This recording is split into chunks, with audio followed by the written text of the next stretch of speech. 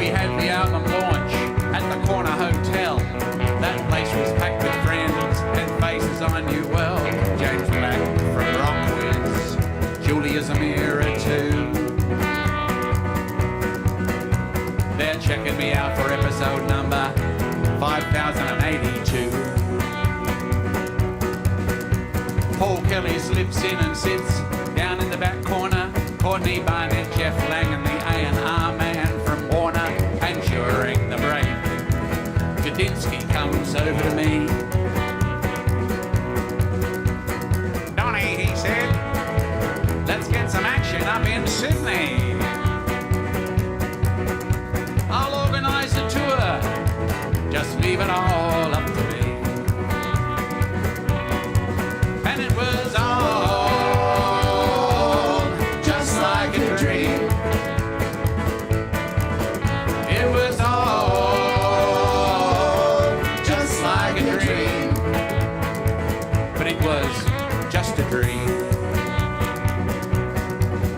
Just a dream. 'Cause now I'm in the front bar of the Federal Hotel with a few lonely drinkers. It's a scene I know well. They stare straight ahead as I sing Hang Malone. But they're together uncollected. It's a little too close to the bone. And after the gig, the manager comes over to me. I know he's going to try and renegotiate the fee. I've done okay though, I sold a few CDs. Enough for some cheap wine tomorrow and fish and chips for tea. I'll get a cask of piss tomorrow and have fish and chips for tea. And it was all just a dream. It was all just a dream. I had a dream. Just a dream. I had a dream. Just a dream.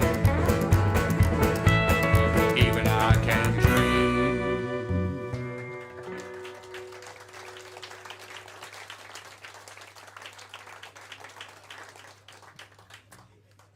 You do the solo on this one, Jake. Yeah, I can't be bothered with the harmonicas. Now, way back in the early 80s, I was living in St Kilda. The Bodgies, the band I was in, were going really well, so we moved to Melbourne. And St Kilda in Melbourne was the like the Laurel Canyon of the Australian music scene at that time. Just around the corner there was James Black from Rock Quiz and JJ Hackett. They're both from Adelaide originally too, from Mondo Rock. Renee Gayer lived up the road. The bloke from the Models was around the corner. Paul Kelly was just up the road. There were musicians everywhere, you know, and they... what about Colin Hay? I never met him. But anyway, there were so many musicians around and they all kept coming and knocking on my door asking for hints on how to write good songs and that.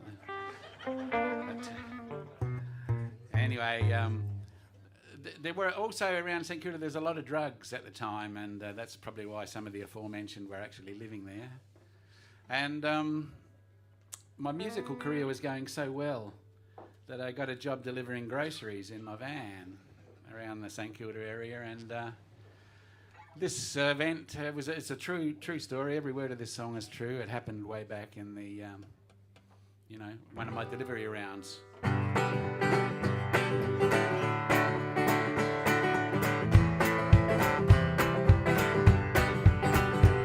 I turned my van into Hotham Street to make the same delivery on the same day of the week.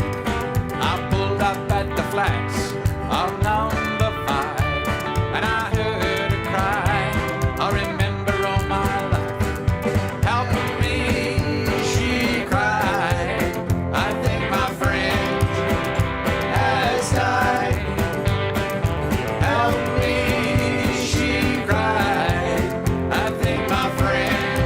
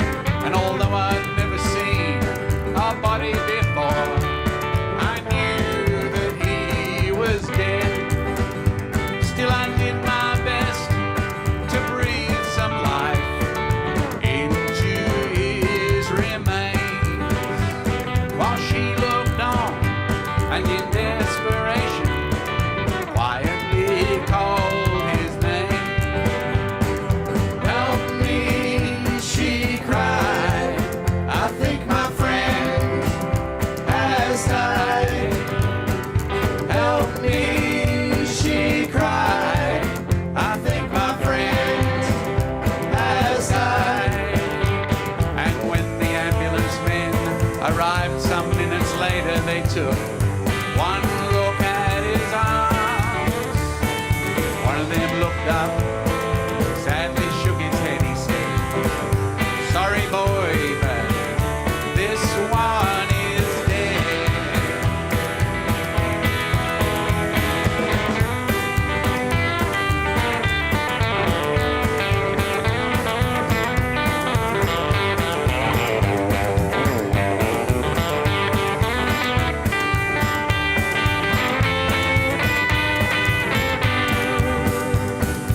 I went back to the flats the next week and spoke with the caretaker about the boy who she said had gone to meet his maker.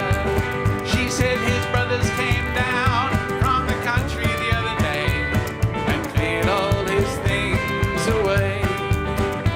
They put all he owned in the boot of a car. Then they drove away. Help me, she cried. I think my friend has died. Help me, she cried. I think my friend has died. Help me, she cried. My friend has died. Help me, she cried. My friend has died.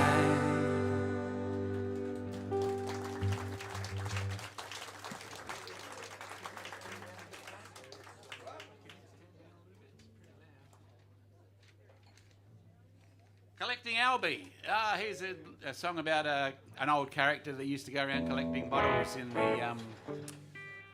the way back, you know, around where 3 triple M is. What do we call it? 3D now. 3D radio. That's right. Well, it was triple M in those days, yeah. And he used to come to the Hillbilly Hoot and collect all our bottles. His name was Albie.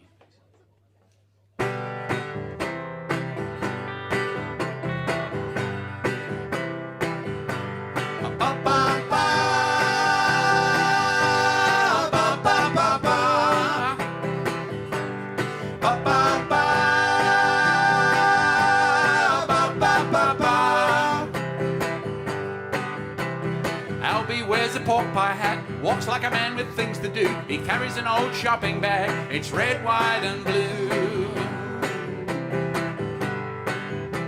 Albie collects up bottles and aluminium cans, then sells them down the depot for whatever he can. Collecting Albie, collecting Albie. Ba-ba-ba.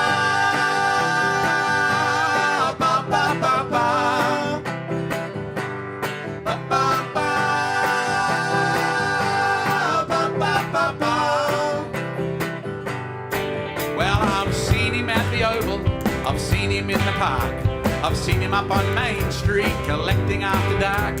And every Monday evening he comes over late at night to collect up all the bottles we leave out by the light. Collecting Albie, collecting Albie.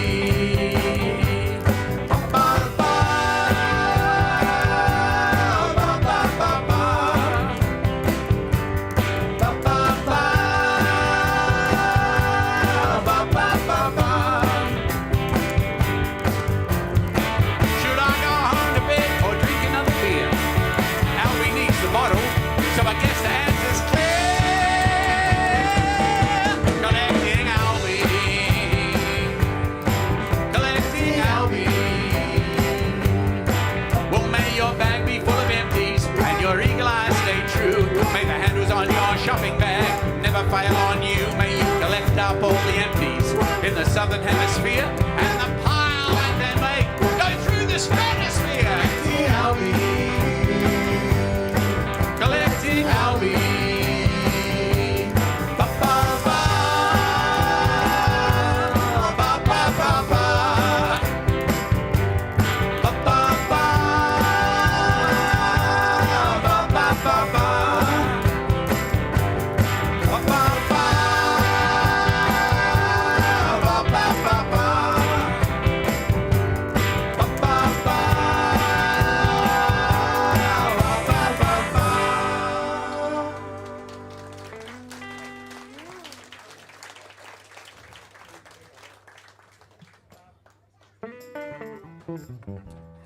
the drive up or down Grand Junction Road to get here today? No. Don't blame you. I did. Yes. It was shit. So did I, yes. It's pretty empty, actually.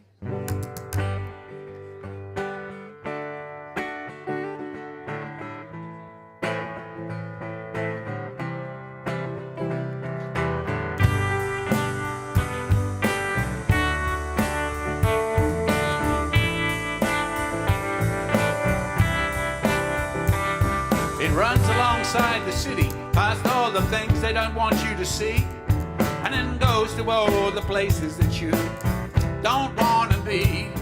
It's the home of the high-vis shirt and the clapped-out Commodore, of smokes hanging out the window and one eye out for the law. There's no prestigious location, no desirable postcode.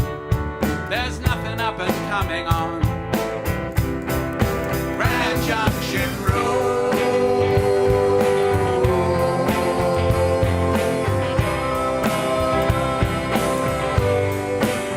Grand Junction Road.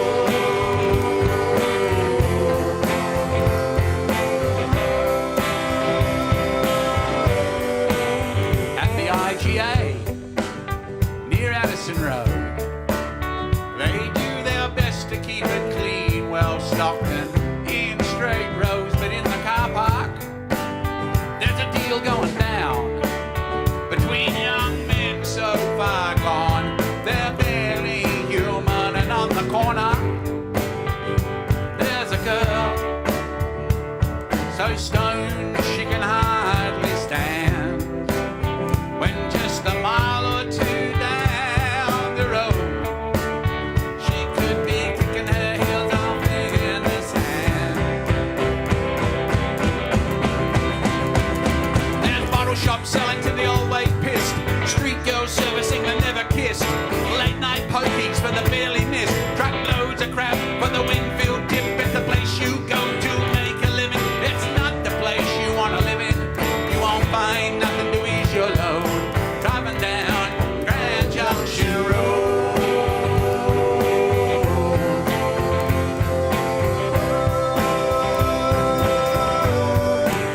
Grand Junction Road.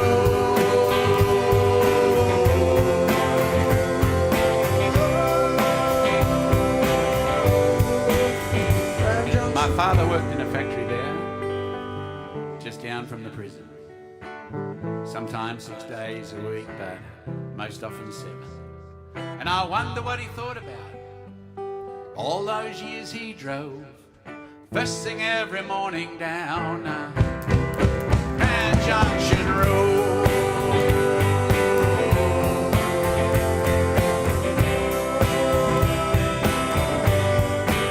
Grand Junction Road.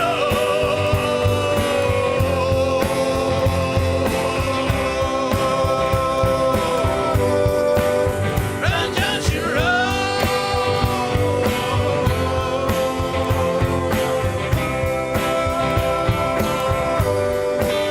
Grand Junction Road.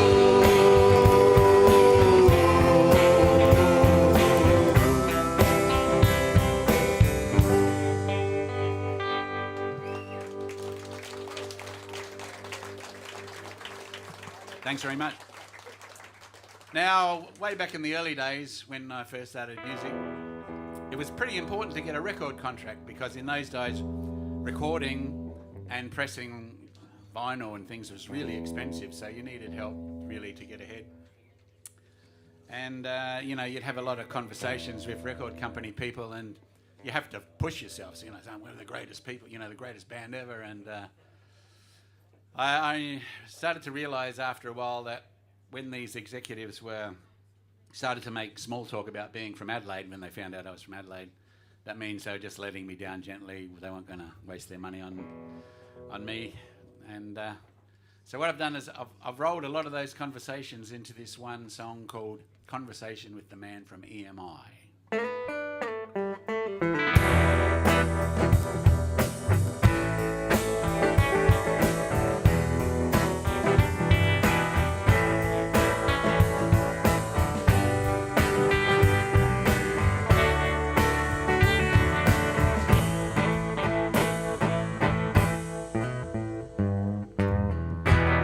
nice wine there.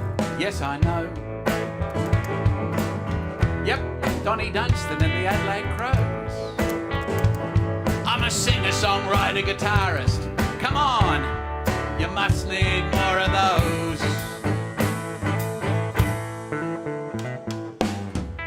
I've played pubs and clubs and halls. I've done the market and the mall. I've played all 4 gigs they've got there 100 times or more. I've done them all before. I'm a legend in Adelaide. They love that song, they're the one I just played for you. They like me down in Robe and they're gonna fly me up to Roxby Down.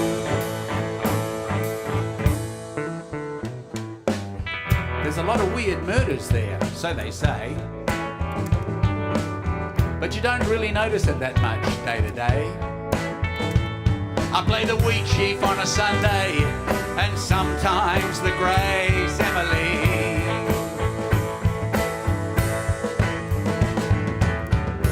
Rock the big room at the Gov. We filled that place with a lot of love. Comrades call for more whenever we play down at Semaphore.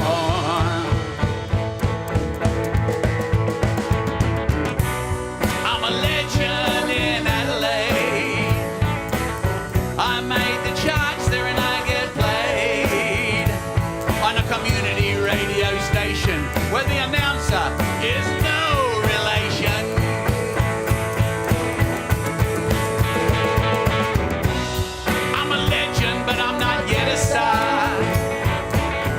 Sign me up and we'll go far. I'll go anywhere. I'll go everywhere. But please don't send me back there.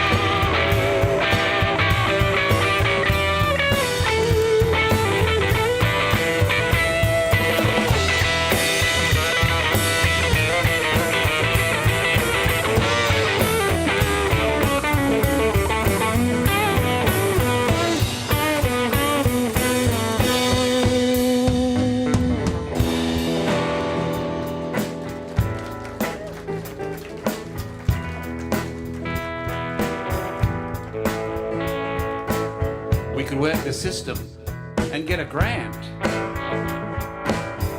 You just bend over and drop your pants. Then you dream up some crazy marketing plan.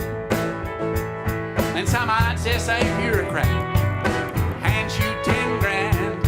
It's a 20-minute city, that's all it takes to get around. But don't be mistaken, this ain't no sad town. You can go for a drive in the Adelaide Hills. We got the Clip to 500 and the tour down under, and we love to hate Sam Newman. You can go for a drive in the Adelaide Hills.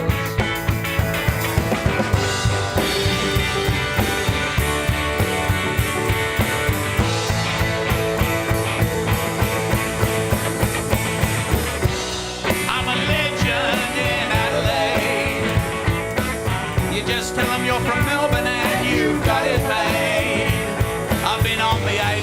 me. They played 2 minutes of my song that goes for 3.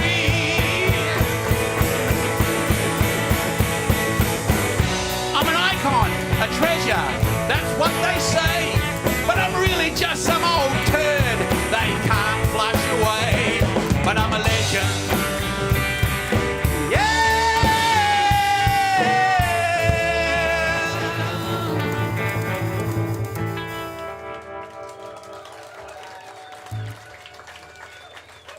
Thanks very much. That was Jake Morrison on the guitar there.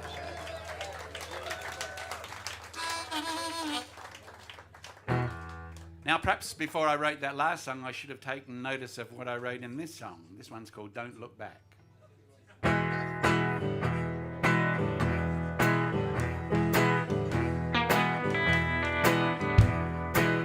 Well, I saw an old friend in a fancy car as she went driving by. She was more than a friend in days gone by. I looked down at my shoes and I wondered why. Then I heard an old song come on the radio I had not heard for years. It was an old, old song I had not heard for years.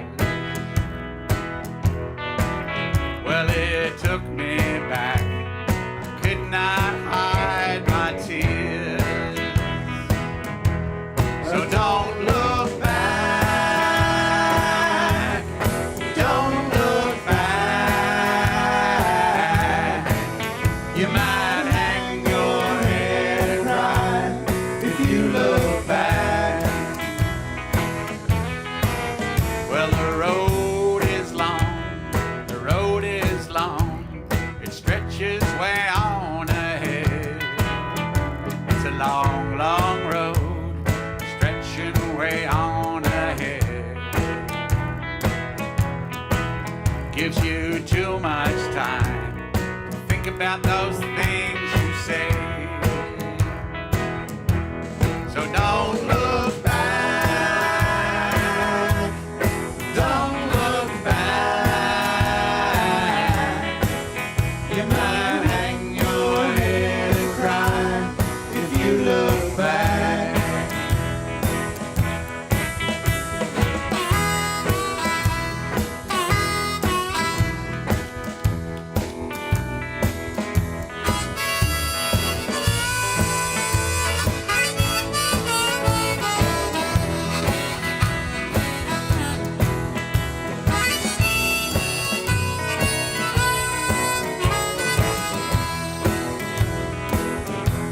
So don't look back. Don't look back.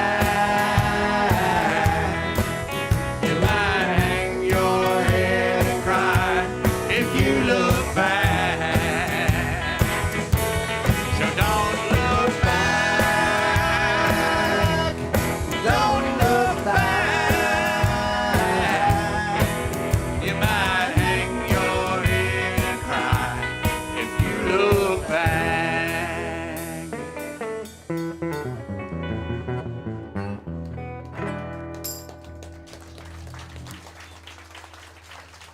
Actually, I nearly lost the harmonica there. It reminded me of Bob Dylan's harmonica playing when the fell out.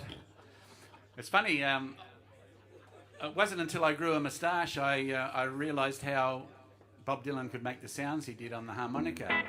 Because sometimes a hair from the moustache gets stuck in the harmonica, and as you go like that, you rip it, you go...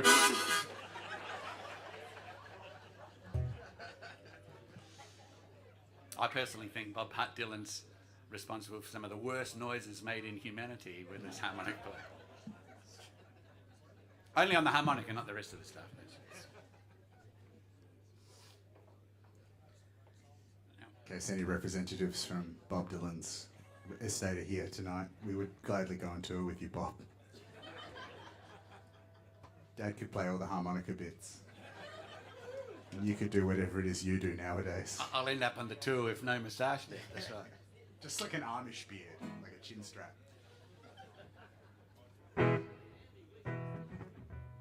Well, speaking of Bob Dylan,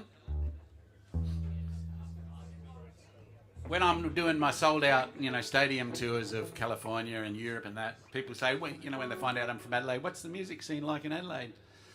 So rather than, try and explain them, I've written a song called Bob Dylan Was Born in Adelaide, and this is what would have happened was he born here.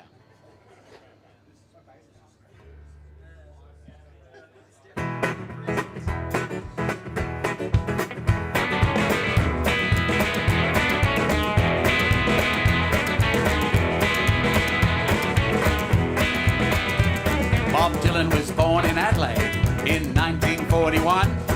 He went to Unley High School, but he never got along.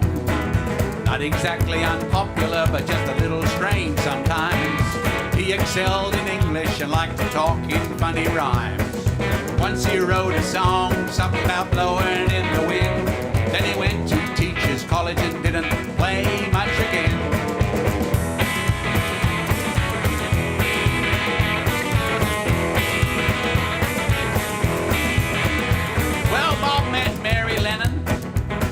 Protest rally. They bought a brick veneer down near Happy Valley. Bob got a job teaching poetry to teenage Catholic boys. He was ideal for the job, immune to the smell and noise.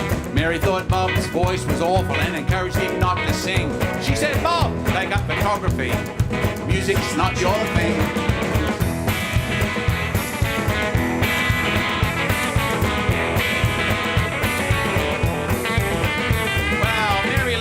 Brother lived in Maylands, his name was John. He was a bitter, twisted cynic, and they never got along. He drunk himself to death, working in the public service. Bob and Mary were alone at the funeral service till it was nearly time to go, when three blokes showed up and introduced themselves as George, Paul and Ringo.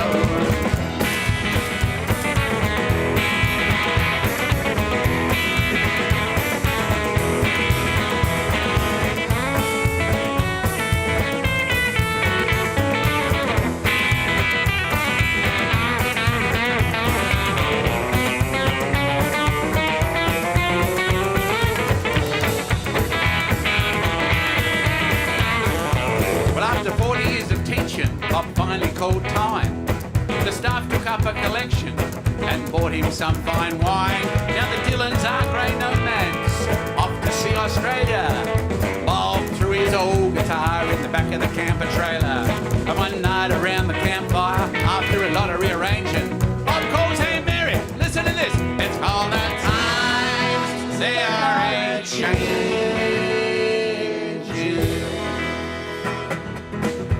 Mary said, shut up, Bob, and get in the van.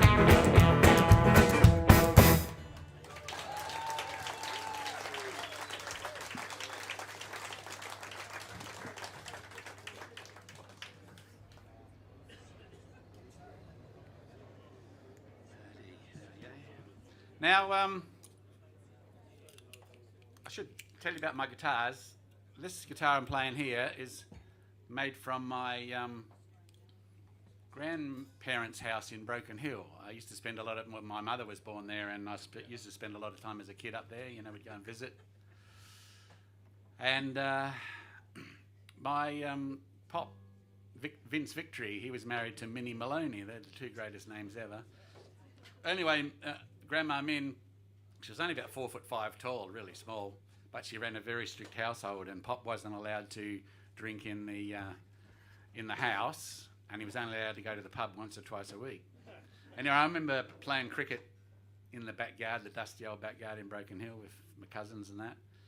And the ball went up this shed, up the back of this dark old outhouse shed thing.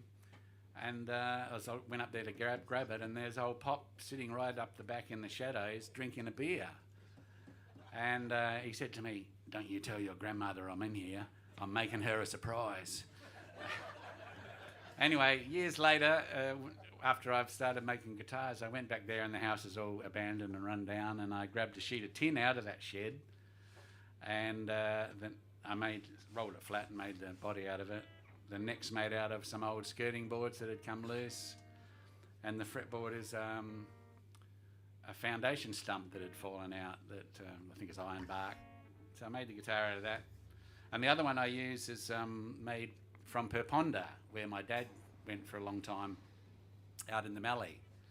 And I got the metal from, there's nothing left there, just piles of rubble. And I got the metal from there, and the neck's made out of the old railway line fence post that doesn't exist anymore, the railway line rather than the fence post.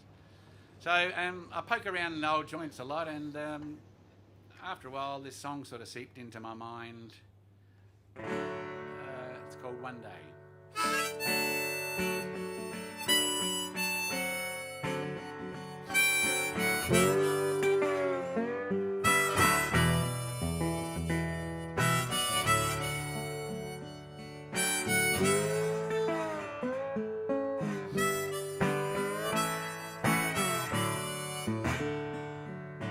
One day I'll be rusting, possums in the roof, pigeons in the kitchen, floorboards coming loose, the porch out the front has long since blown away.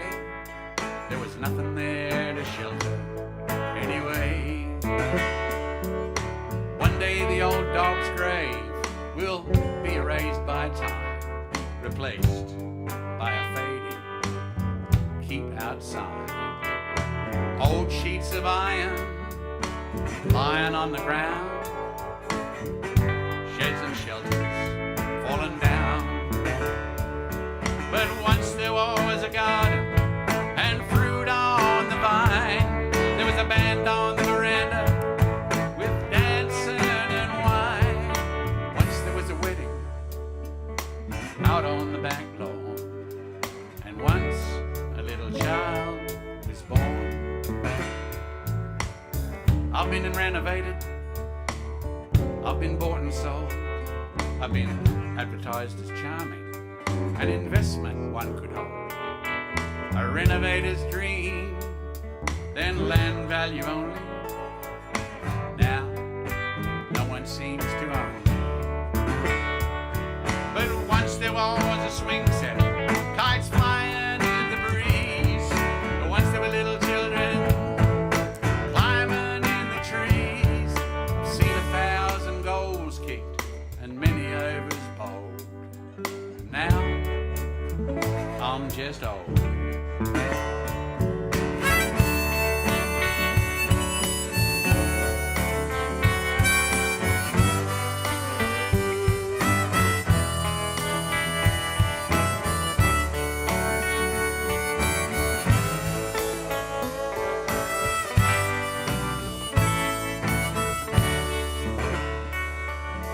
One day I'll be empty, standing all alone.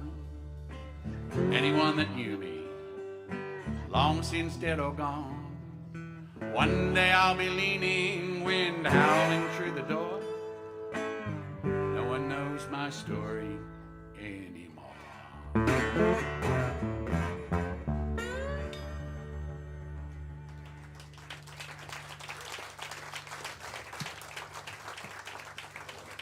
Thanks very much.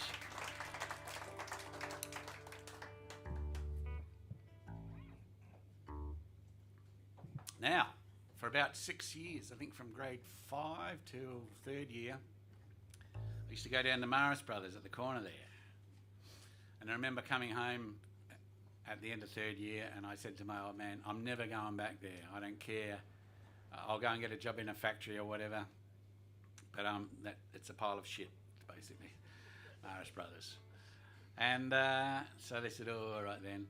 So instead of catching 2 buses to get down there and 2 buses to get home and up to McGill, they said I could go to Norwood High, which was a 2-minute walk from our place, you know. So I went up the 4th year in Norwood High. And the thing about Norwood High was there was girls in the class. Now, even though I got 3 sisters, these were like proper girls, you know. Anyway, after a little while, I had a very innocent affair with a girl called Hillary. You know, we held hands a bit and had my first kiss. And we went to the Catacombs Club and watched some folk music and things. Yeah. And it didn't last very long. And many years later, I thought, I wonder what happened to Hillary. And so I Googled her, as you can do these days, you know. And there was quite a bit to be found about Hillary on the Google, because she turned into a mathematics professor at the Australian University, and she was famous for coming up with some theories about science and things that only a few people in the world could understand. And I know she knew all about that sort of gear, because I explained it to her in fourth year. And yeah. But anyway, the sad part of the story was the reason I could find out so much about Hillary was that it was an obituary. She had died some years before. And the obituary said that she had 2 kids. So I wrote this song called Note to Hillary's Kids.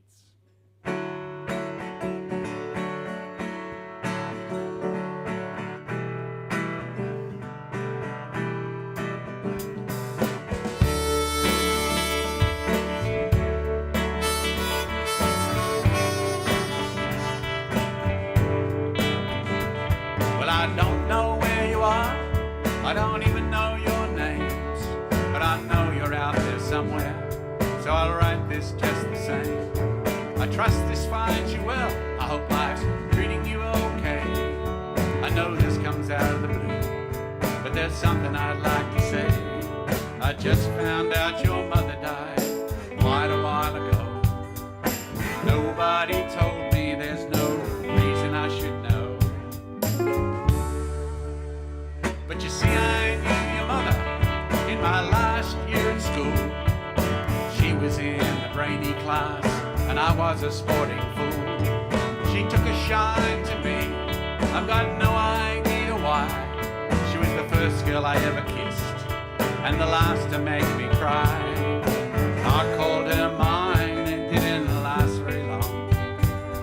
She let me down gently, said it was time to move along.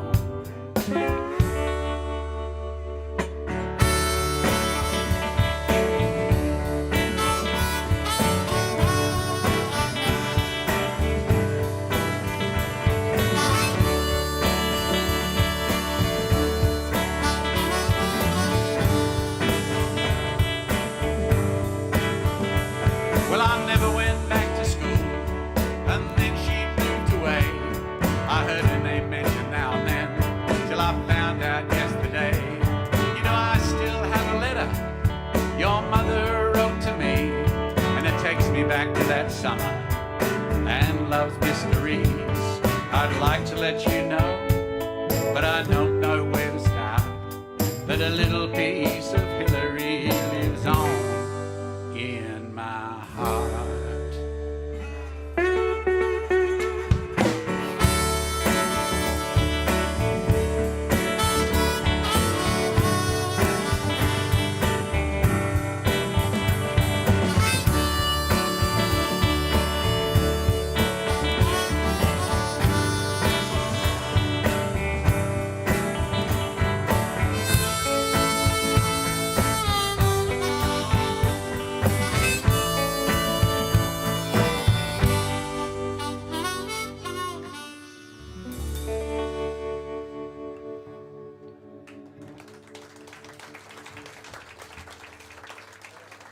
Thanks very much. We'll do my boss in a second.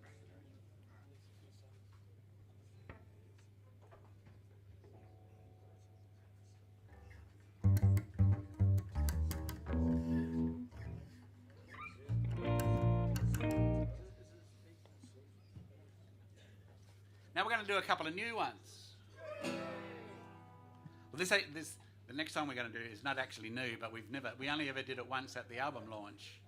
I don't know why we never pressed on with it, but. Oops, turn that on. Oh, I've got to put the capo on, don't I? Yeah. What was it, the 5th fret or the 3rd one? 3rd. Eddie's my assistant. Eddie Morrison on the bass, ladies and gentlemen. Jake Morrison on guitar. We've got Andy Prisgonski on the drums. Folks, Oh, sorry. Folks, the man of the hour, the man with the power, too sweet to be sour, prettier than a flower, the man with the largest arms, the most charm, who does the most harm, too hot to handle, too cold to hold. He's sweeter than a German chocolate cake, he eats steaks, he lifts barbell plates, Mr.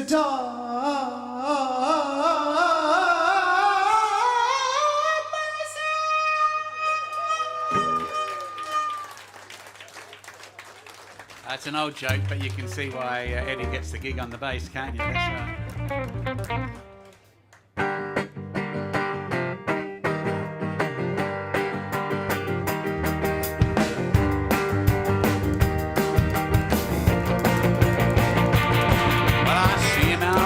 Nearly every day in a world of his own. An old man, he slowly makes his way down to the old folks' home. I've seen him sitting there in the garden, but he's not alone, holding hands with a grey-haired old lady in a world of their own. Love is a beautiful thing, and it just keeps happening.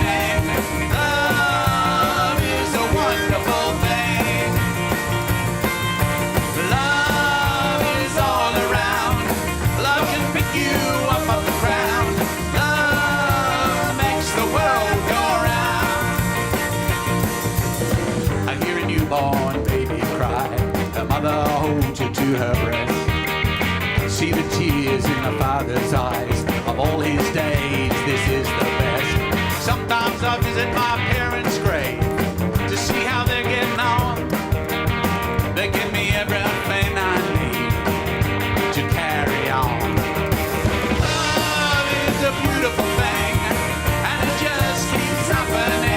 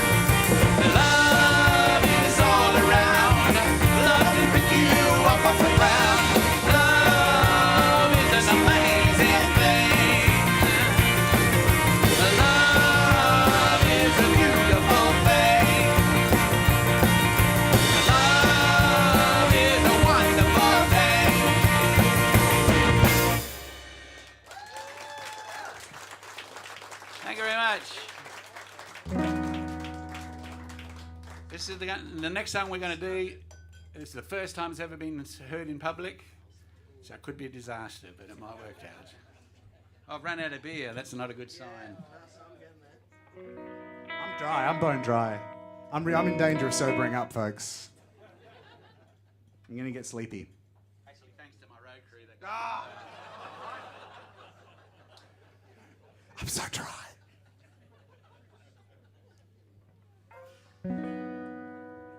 Is it good, Dad? Is it nice? Yeah, it's really good. I feel completely hydrated here.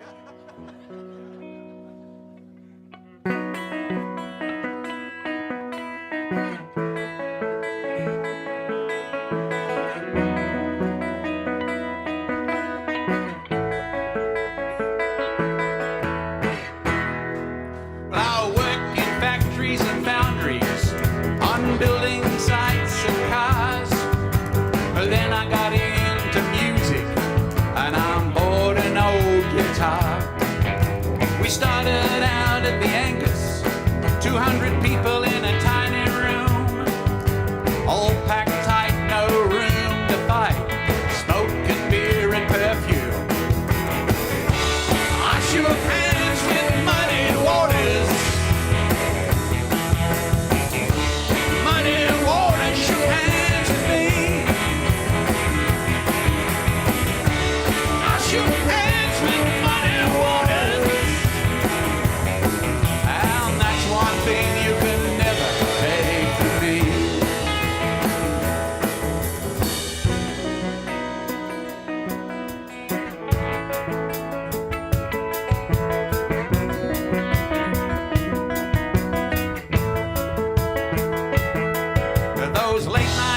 in King's Cross when we played at the Mansell Room.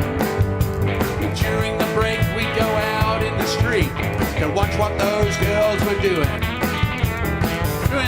Living in St Kilda or walking down Fitzroy Street saying no thanks mate, no thanks mate, no thanks, I'm just here to get something to eat. We got to meet Rodriguez. Bo Diddley gave us some kind words. We opened for the Oils and Joe Cocker's road crew were turds. I took hands with Muddy Waters. Muddy Waters, he shook hands with me. I shook hands with Muddy Waters. Ah, that's the thing you can never take from me. Now I'm an aging straight white male. Maybe I should just get out of the way. If I keep on keeping on, I'm going to have to find a new empty bar to play. One where I finish my best song. The lonely punter lets out a roar. I look up at the screen and see that Collingwood have kicked a score. But I shook hands with Muddy Waters. Muddy Waters shook hands with me. I shook hands with Muddy Waters. Ah, that's one thing you can never take from me. Oh, I shook hands with Muddy Waters. And Muddy, he shook hands with me. I shook hands with Muddy Waters. Ah, that's one thing you can never take from me.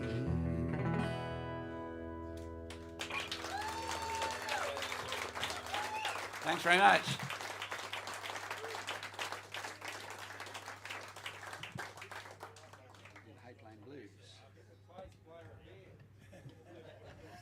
Is this our last song for the set, Dad? No, we might keep going longer Ah. now. I'm so dry. I'm so dry, folks. Well, speaking of dry, Wow, what's drier than the subject of this next song, eh? the Hay Plain Blues. Man. But over the years, I've gone across, like the Hay Plains. Only people in South Australia know about the Hay Plains, unless you live in Deniliquin or Hay or out there, because, when we go to Sydney, we have to go across the Hay Plains. And the people from Sydney never come to Adelaide. And if you're from Melbourne, you go up to, up the Hume Highway to Sydney and that. But I have found over the years that there's one way to cure the Hay Plain Blues, and that's go across the Nullarbor 4 times. Makes the Hay Plains look like a short bus trip up here. But anyway, the last time I went across the Hay Plains, this song sort of seeped into my mind.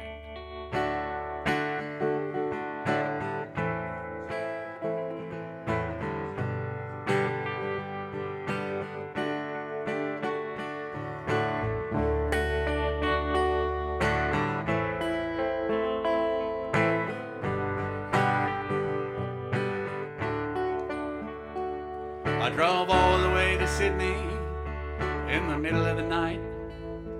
And I went through Penrith, it started getting light. In that narrow street in Newtown, outside that front door, finally got through to me, I couldn't do this anymore. So I turned around and drove back from where I came, fighting with the sun on that wide empty plain. With the Hay Plain Blues, just drive on through. Don't turn around. Don't turn around. I try not to think about it much. There are a lot of good reasons to fall out of touch. But I just got a call, so I'm going back again. This time I'm driving to farewell an old friend. With the hay plane blues, just drive on through. Don't look back. Don't look back. Jay.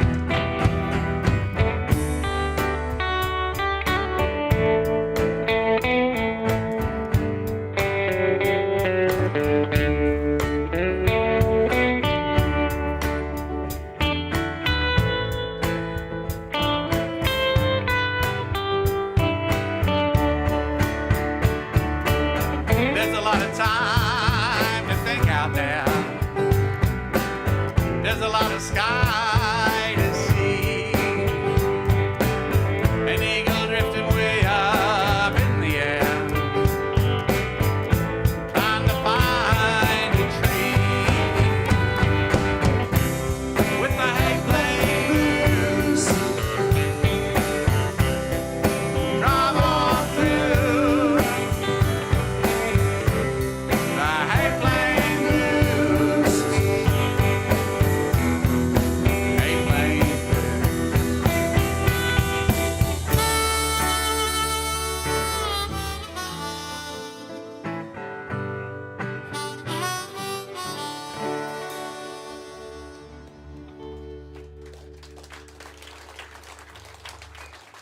would you mind watching an idiot?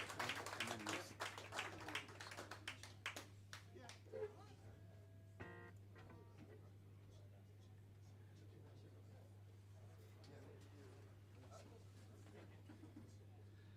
Now we're going to finish this bracket with a song that you can't do at a work function, except if it's your last day and you've already been paid.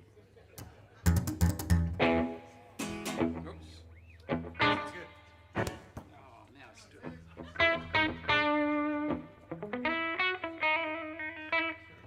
Professional, that's right.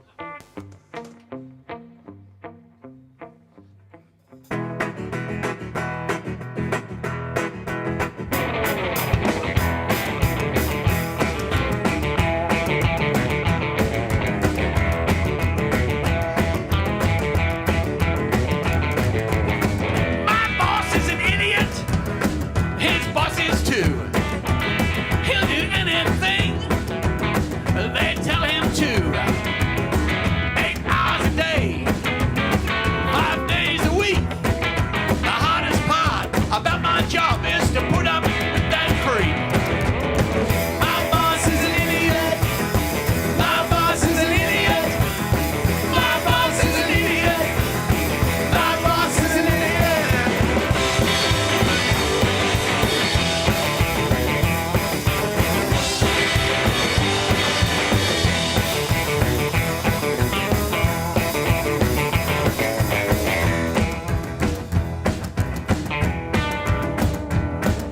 He doesn't care about me. He doesn't care about you. The only thing he cares about is when his promotion comes through. He struts around the floor, thinks he's very clever. That man is a genius. Said no one ever. My boss is an idiot. My boss is an idiot. My boss is an idiot. My boss is an idiot.